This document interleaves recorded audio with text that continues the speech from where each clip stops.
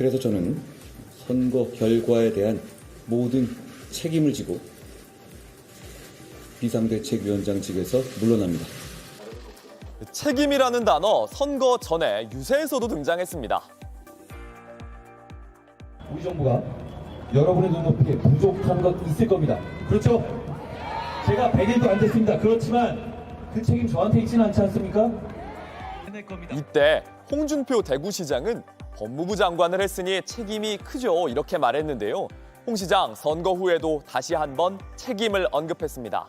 역대급 참패를 겸허히 받아들이자면서 당정에서 책임질 사람들은 모두 신속히 정리합시다 이렇게 말한 겁니다. 선거 이후 당분간 여당의 혼란 피할 수 없는 상황입니다.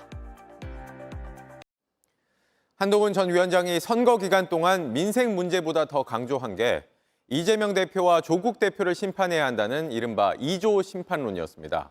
이게 야당이 내세우는 정권 심판 여론을 오히려 부추기면서 선거에 불리한 상황이 만들어진 게 아니냐는 분석입니다. 유정화 기자입니다. 한동훈 전 비대위원장은 선거운동 초반부터 이재명, 조국 대표를 심판하자는 2조 심판론을 꺼내들며 야권의 정권 심판론에 맞불을 놨습니다.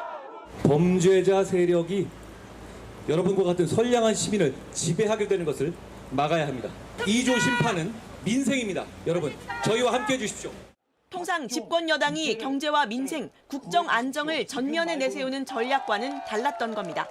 국민의힘 내에서부터 실책이라는 비판이 나왔지만 굽히지 않았습니다. 야당에선 의아하단 반응을 내놨습니다. 여당 대표가 아무런 집행력이 없는 야당을 심판한다고 하는 것은 저는 저의 경험으로는 들어보지도 또는 못한 이런 선거 전략인 것 같습니다. 처음부터 운동권 청산이라는 이념적 구호를 들고 나와 첫 단추를 잘못 꿰딴 지적도 나왔습니다. 운동권 후보 대항마를 내보내려 했던 이른바 자객공천은 당 내부에서 사천 논란을 일으켰고 결국 패배로 끝났습니다. 현역 불패의 무감동 공천에 중진을 차출해 험지로 재배치한 공천 결과도 성적이 저조했습니다. 경남 양산을의 김태호 전 경남지사 외엔 대부분 살아 돌아오지 못했습니다. 전략 없이 승리만 강조했던 한 전 위원장. 선거 막바지 역전 가능성을 언급했지만 이변은 없었습니다. 적전 지역에서 골든 크로스가 상당수 일어나고 있습니다. JTBC 류정화입니다. 총선이 하루 앞으로 다가온 가운데 홍준표 대구시장이 요즘 검사들을 보면 분노가 치밀어 오른다며 여의도에 들어가는 염량세태가 세상을 혼란케 하고 어지럽힌다고 말했습니다. 염량세태는 세력이 있을 때는 아첨하여 따르고 세력이 없어지면 푸대접하는 세상 인심을 비유적으로 이르는 말입니다.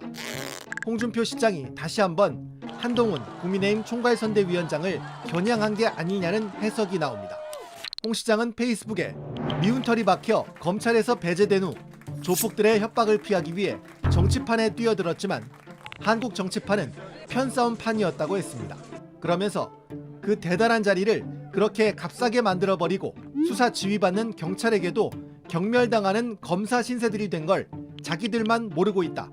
그런 검사는 이미 검사로서 존재 가치가 없어진 거라고 설명했습니다.